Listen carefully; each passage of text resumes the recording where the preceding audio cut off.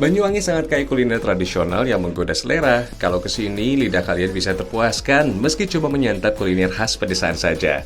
Ada sajian rumahan ala Wong Banyuwangi yang wajib dicoba, namanya sayur koro, fams. Masyarakat setempat biasa menyebutnya sayur lodehnya orang Banyuwangi. Dikatakan sayur lodeh karena sajian ini berkuah santan seperti lodeh. Sayur koro rasanya pedas dan gurih, fams. Dagingnya juga empuk banget. Biasanya hidangan ini disajikan saat hari raya dan bisa disantap pakai nasi atau lontong. Orang Banyuwangi bilang sayur koro lebih enak dimakan keesokan harinya. Soalnya bumbu dan santan sudah meresap sempurna ke dalam sayur koro dan daging, bikin nafsu makan semakin bertambah. Koro adalah jenis sayuran, tapi agak sulit ditemukan di pasar, fam. Soalnya, tanaman perdu yang bersifat menjalar ini masih jarang dibudidaya. Tanaman koro banyak digunakan sebagai tanaman pekarangan, pembatas di pinggir sawah, atau tanaman sela. Kalau mau memasaknya, tinggal petik di kebun atau di sekitar sawah. Masyarakat Jawa Barat mengenal koro dengan sebutan rowai. Karena termasuk masakan rumahan, isian sayur koro bebas dipilih sesuai selera. Yang penting ada sayur koronya, fams. Bisa juga ditambahkan daging ayam, balungan, atau daging sapi. Kalau mau aromanya semakin mantap, bisa tambahkan pete. Yuk, langsung kita masak saja. Goreng semua bumbu khas Nusantara. Selain layu, proses bumbu yang digoreng ini bisa memudahkan saat penghalusannya nanti. Bumbu yang digoreng bisa menimbulkan cita rasa masakan yang berbeda. Masakan juga makin sedap dan tahan lama. Tambahkan terasi dan garam sesuai selera. Ulek deh sampai bumbu halus. Sambil menunggu bumbu halus, iris-iris daging sapi, fams. Baiknya sih daging sapi direbus dulu. Kalau mau rasanya lebih sedap, bisa tambahkan balungan atau tulang sapi. Untuk daging bisa direbus atau digoreng dulu untuk menghilangkan bau amisnya. Bumbunya sudah halus nih, langsung masuk wajan dan oseng-oseng sampai mengeluarkan aroma harum. Jangan lupa beri lengkuas biar makin sedap. Masukkan deh irisan daging sapi, masak bersama bumbu sampai meresap sempurna. Tambahkan gula merah, disusul sayur koro, fams. Beri air agar sayur koro bisa cepat empuk. Tutup dan biarkan sampai matang. Lama-kelamaan air menyusut dan sayur koro menjadi hijau pucat, fams. Tinggal masukkan pete, tomat, dan santan. Biarkan sampai mendidih. Wih, nambah lagi nih resep inspirasi menu makanan siang nanti. Kalian juga bisa memasak sendiri di rumah loh. Nggak usah jauh-jauh ke Banyuwangi, Jawa Timur. Hihihi.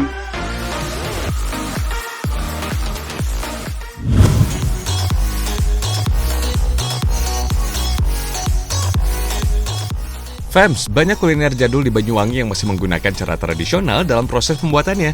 Sedari dulu para sesepuh masih menggunakan cara ini untuk menjaga rasa otentik dari jajanan pasar Indonesia. Salah satunya klemben yang merupakan kuliner wajib saat Lebaran atau Idul Fitri bagi masyarakat Banyuwangi. Sajian ini juga akrab disebut kue klemben atau bolu kluwuk. Disebut kue karena pada prinsipnya klemben memiliki tekstur yang kering, fams. Nggak heran kalau kudapan satu ini bisa bertahan hingga 1 bulan lamanya loh. Cocok banget nih dijadikan buah tangan. Fams, tak hanya rasanya yang nikmat, kue kering ini juga banyak jadi incaran karena harganya yang sangat murah. Apalagi bentuknya yang menarik seperti cangkang kura-kura yang motifnya seperti kerang. Nah, agar legitnya makin menggigit di lidah, di era modern ini kebanyakan orang menambahkan beberapa varian rasa, mulai dari berisi butiran coklat, green tea, hingga lemon, fams. Seperti pembuatan bolu pada umumnya, klemben dibuat menggunakan tepung terigu, gula pasir, jahe, dan telur. Lebih baik pakai telur bebek agar rasanya lebih gurih ya, fams. Perasan jahe ditambahkan sebagai sensasi rasa dan aroma. Jahe bermanfaat sebagai antioksidan, menstabilkan kadar gula darah, hingga mengurangi potensi serangan jantung loh. Tambahkan telur yang cukup banyak dan gula pasir agar adonan klemben bisa mengembang. Nah, meskipun terlihat sederhana, ternyata proses mengocok ini merupakan salah satu tantangan tersulit. Bisa-bisa kue akan bantet jika teknik yang digunakan salah, fams. Selanjutnya tambahkan tepung terigu secara perlahan dan pastikan jika tepung diaduk secara merata alias tidak ada yang masih menggumpal. Tinggal panggang deh. Panaskan cetakan klemben terlebih dulu di dalam gerabah yang sudah diberi batu kerikil. Kerikil inilah yang menjadi penghantar panasnya. Oh ya, pastikan cetakannya panas dengan sempurna agar adonannya tidak lengket ya, fams. Tinggal cetak deh. Oh iya, adonan klemben nggak boleh diisi sampai penuh ya, soalnya saat akan matang, ukuran klemben bisa 2 kali lipat dari adonan mentahnya. Ini nih yang seru, sejak zaman dulu udah akrab dengan pembakaran api atas dan bawah fams. Nggak perlu oven mahal-mahal, pakai gerabah ini juga bisa kok. Hangatkan tutup gerabah di atas tungku, nggak perlu sampai panas banget ya. Bisa-bisa adonan kelembennya jadi gosong deh. Hihihi, seru ya. Gak perlu dicungkil seperti kue pancong, kelemben yang masih ada di dalam cetakan yang panas ini sedikit dibanting ke atas anyaman bambu. Hihi, bukan karena emosi ya, tapi cetakan ini sangat panas dan cukup berat loh.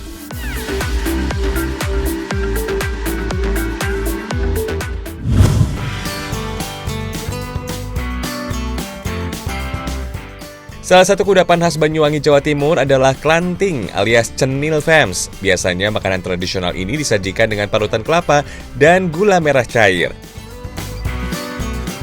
Terbuat dari singkong, membuat tekstur makanan ini kenyal. Selain itu, warnanya juga beragam fams. Bahan-bahan tambahannya siapkan kelapa, tepung terigu, vanili bubuk, dan pewarna makanan. Langsung aja ke proses bikinnya yuk.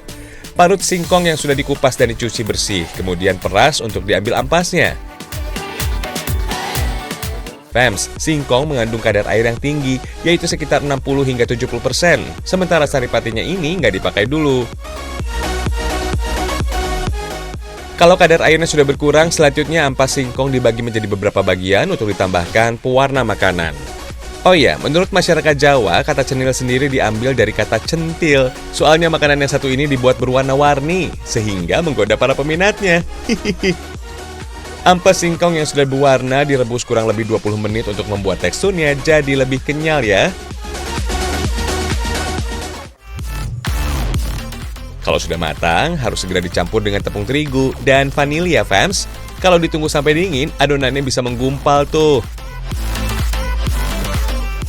Nah, cenil yang dibuat kenyal dan lengket antara satu dengan yang lain melambangkan bahwa masyarakat kita memiliki persaudaraan yang erat. Kalau tampilannya yang berwarna-warni ini dibuat agar cenil lebih menggugah selera fams. Rebus cenil yang sudah berbentuk memanjang ini sampai warnanya jadi lebih pekat. Gampangnya sih, angkat kalau cenilnya sudah mengembang, lalu taburi dengan parutan kelapa deh.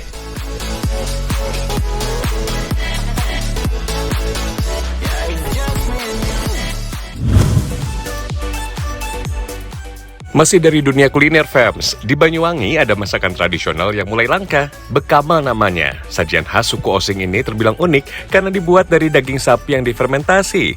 Sekarang kita bikin saja, daging sapi dipotong-potong kecil terlebih dahulu. Fams, sajian diperkirakan sudah ada sejak abad ke-13 ketika Islam sudah ada di Nusantara. Menurut sejarahnya, sajian ini dikaitkan dengan Hari Raya Idul Adha atau Idul Kurban. Ketika itu, stok daging sangat melimpah ruah. Supaya tidak terbuang percuma, dicarilah cara untuk mengawetkan. Cara membuatnya masih dilakukan secara tradisional. Daging yang sudah dipotong tinggal dimasukkan ke dalam kendil, lalu tambahkan gula jawa dan garam. Takaran gula merah dan garam harus pas fams. Kalau kurang gula merah, daging bisa berubah warna menjadi biru dan membusuk. Sedangkan aroma daging jadi nggak sedap kalau kurang garam. Jangan lupa aduk-aduk hingga bumbu meresap sempurna. Tutup dan diamkan selama 1 minggu.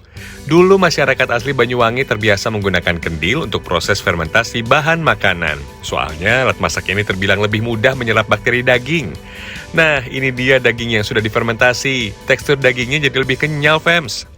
Tinggal masak dagingnya saja, fams. Sebelumnya, daging yang sudah difermentasi dicuci bersih terlebih dahulu. Baru deh, siapkan bumbunya. Iris bawang merah, bawang putih, cabai rawit, ranti atau sejenis tomat air, dan daun bawang. Oh ya, ranti berguna sebagai penambah cita rasa asam pada masakan, fams. Tumis semua irisan bumbu. Kalau sudah layu, masukkan ranti dan daun bawang. Tambahkan kecap manis sesuai selera. Disusul daging fermentasinya. Tambahkan juga tempe sebagai lauk tambahannya, fams. Tinggal aduk dan masak sampai matang.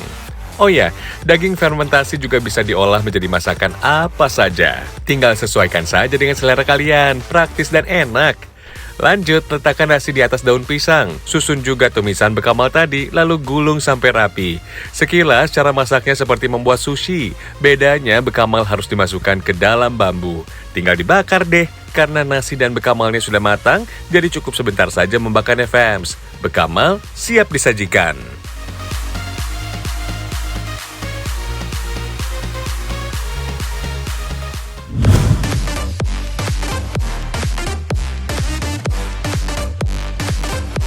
Banyuwangi kaya akan varian menu kuliner andalan dan unik, salah satunya tahu walik. Sekilas tahu walik hampir sama dengan tahu bakso, yaitu tahu yang diisi dengan daging bakso. Yang membedakan adalah bagian dalam tahu yang berongga, digunakan sebagai kriuk-kriuk alaminya. Oh iya, kata walik sendiri dalam bahasa Jawa artinya terbalik, fams. Bagian putihnya sengaja dibuat keluar yang nantinya bisa mengering saat digoreng dan memberikan sensasi kriuk-kriuk. Harus hati-hati agar kulit tahunya nggak sampai sobek ya. Nanti adonan baksonya jadi susah nempel deh. Selain tahu goreng yang sudah dibalik, ada potongan daging ayam, bawang putih, merica, tepung, garam, dan gula. Haluskan daging ayam seperti adonan bakso, fams. Sebaiknya pilih daging ayam yang masih segar. Bagian kulitnya nggak perlu dipakai ya. Nggak perlu bumbu yang mahal. Daging bakso yang nikmat hanya dibuat sederhana dari campuran bawang putih, garam, dan gula aja kok. Oh ya fams, komposisi daging ayamnya memang dibuat lebih banyak daripada tepung. Kira-kira 4:1 deh. Kalau kurang dari itu, maka tekstur baksonya akan terlalu lembek, bahkan sulit dibentuk. Bertolak belakang jika tepungnya terlalu banyak, adonan baksonya akan keras dan rasanya jadi lebih hambar, fams. Lanjut, goreng tahu yang sudah diisi. Untuk menghasilkan sensasi crispy alias kriuk-kriuk, harus dimasak dengan minyak yang super panas ya. Tapi pakai api kecil saja, biar adonan baksonya bisa matang sampai ke dalam.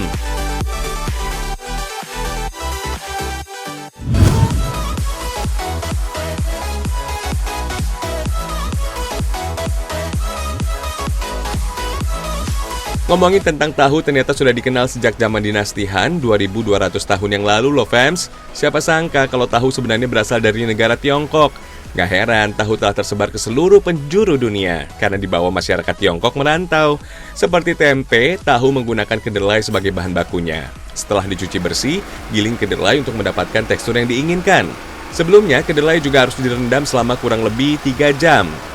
Selain memudahkan saat proses penggilingan, juga untuk melarutkan sebagian senyawa antinutrisi. Senyawa yang bisa bikin mual inilah seperti tanin, asam fitat, dan tripsin akan ikut terbuang bersama air rendaman. Fams, pembuatan tahu ini masih tradisional loh. Perapiannya masih menggunakan tungku dan kayu bakar. Setelah mendidih, saring kedelai untuk dibuang ampasnya. Untuk membuat sari kedelai menggumpal, tambahkan dengan biang tahu, fams. Oh ya, yang menggumpal ini sebenarnya adalah protein kedelainya ya. Gumpalan sari kedelai akan dicetak menjadi tahu. Nah, supaya kadar airnya berkurang, harus ditekan menggunakan pemberat seperti ini. Kurang lebih 10 hingga 15 menit. Tahu sudah siap dikeluarkan dari cetakan.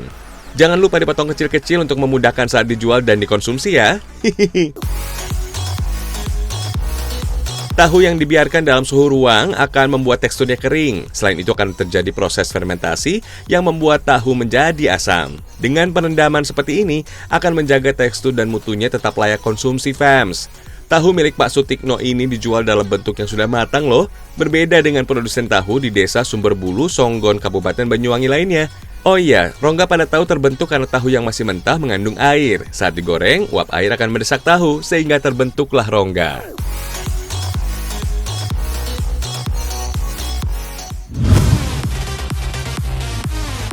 Kalau lihat alat masak gini, bawaannya kepingin masak aja deh. Jenis alat masaknya juga banyak, ada wajan, panci, dan teko. Kalau kalian pengen punya alat masak ini, datang saja ke Desa Kalibaru Wetan, Banyuwangi. Di sini sentra kerajinan aluminium. Tuh lihat, hampir di sepanjang jalan lintas perbatasan Jember Banyuwangi, terdapat sekitar 60 rumah yang menjual peralatan masak. Nggak usah pilih-pilih deh, fams. Soal harga masih sama rata. Soalnya hampir semua penjual di sini bersaudara dan perantau dari Madura. Kalau kualitas jangan khawatir, bagus-bagus loh. Hebatnya lagi, hampir semua kerajinan aluminium ini sudah diekspor sampai ke luar negeri. Bukan hanya alat masak seperti wajan atau panci saja, tapi ada kerajinan mini seperti teko, gelas, dan kaleng kerupuk. Cantik ya? Cocok juga dijadikan pajangan di rumah kalian. Untuk harga kerajinan aluminium ini sangat bervariasi loh, mulai dari puluhan ribu sampai jutaan rupiah. Tapi semua kerajinan ini tergantung ukuran dan tingkat kesulitan dalam pembuatannya. Semakin detail bentuknya, maka harganya juga semakin mahal. Oh ya, kalau kalian pernah membeli kerajinan seperti ini di luar negeri, jangan bangga dulu deh. Siapa tahu kerajinan ini justru berasal dari Desa Kalibaru Wetan tuh. Fams, semua kerajinan ini harus dibuat secara handmade alias buatan tangan. Jadi wajar aja kalau harganya semakin tinggi. Kalau mau lihat proses pembuatan kerajinan aluminium secara langsung, juga boleh kok Fams. Proses pembuatannya yang manual jadi daya tarik sendiri bagi para pengunjung. Kali ini kita bikin kerajinan aluminium yang diminati sama pembeli. Ini loh, kaleng kerupuk mini berukuran 10. Ukuran yang dibikin ini bisa dibilang paling kecil, Fams. Bahan yang digunakan ada lembaran aluminium, penggaris besi, palu, dan gunting besi. Bikin sketsanya dulu ya. Oh iya, dalam pembuatan sketsa ini kita harus memakai alat khusus seperti ini supaya mudah mendesainnya. Lanjut, lubangi deh sketsa dengan alat pahat. Lakukan secara perlahan ya, Fams, supaya tidak melukai tangan. Sekilas memang gampang membuat kerajinan aluminium ini, tapi sebenarnya rumit. Kemudian kita bentuk aluminium menjadi kotak agar bentuknya rapi. Kita bisa gunakan besi seperti ini untuk melakukan setiap sisinya. Lalu sambungkan tiap sisinya deh.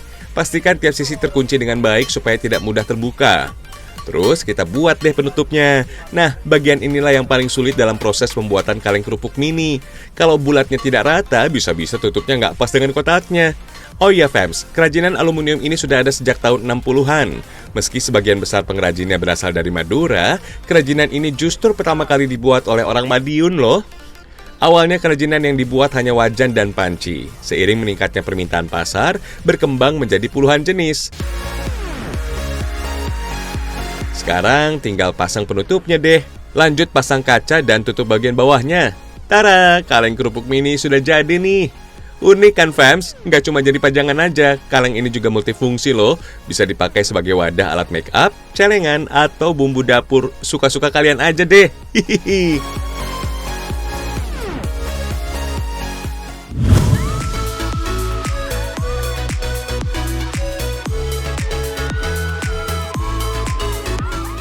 Fams, siapa bilang kalau Banyuwangi cuma punya Kawah Ijen sebagai salah satu wisata andalannya? Wisata air berupa rafting ini nggak kalah dengan kabupaten sebelah kok. Apalagi kalau di sepanjang aliran sungai dipadati pohon pinus yang menyegarkan mata. Sebelum rafting harus pemanasan dulu ya, karena termasuk salah satu olahraga ekstrim, pemanasan wajib dilakukan untuk meminimalisir cedera. Dengan pemanasan bisa membantu tubuh untuk mempersiapkan diri sebelum aktivitas aerobik atau kardio. Nah, aktivitas ini bisa menaikkan suhu tubuh sehingga meningkatkan aliran darah ke otot Fams. Untuk menuju lokasi rafting, pengunjung terlebih dahulu melakukan penjelajahan hutan menggunakan mobil jeep. Oh iya, objek wisata yang satu ini tidak jauh dari perkampungan, jadi suasana khas masyarakat sekitar hutan begitu terasa. Pengunjung bisa menyaksikan kegiatan warga sehari-hari.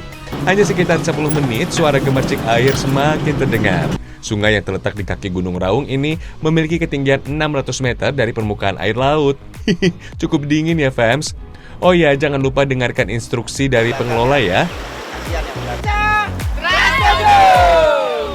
Fams, rafting atau arung jeram umumnya dilakukan di aliran sungai yang deras. Tapi tenang, di musim penghujan seperti ini merupakan waktu terbaik untuk melakukan aktivitas mendebarkan ini loh. Banyak yang takut rafting saat musim hujan. Padahal faktanya, debit air sungai yang meninggi bisa menghasilkan aliran arus yang deras. Jeramnya jadi lebih menantang, Fams. Tapi ingat, harus tetap perhatikan arahan dan keamanan dari operator ya. Oh iya, grade atau kelas sungai untuk rafting dimulai dari level 1 yang paling mudah, diakhiri dengan level 4 yang paling sulit. Sesi rafting di sini kurang lebih menempuh waktu selama 2 jam. Tapi tenang, gak selama itu juga kalian dibuat deg-degan saat mengarungi jeram yang sulit ya.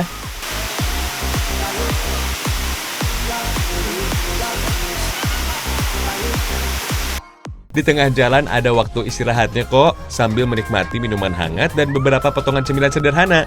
Nggak boleh lama-lama ya, nanti ototnya terlalu enak istirahat, dan jadi kaku lagi deh. Oh iya Fams, aliran di Sungai Badeng di Desa Sumberbulu, Kecamatan Songgon, Kabupaten Banyuwangi ini levelnya masih rendah tuh, jadi aman kalau dimainkan oleh seluruh usia. Ayo segera agendakan liburannya Fams, biar bisa kembali fresh dan semangat lagi. Berangkat!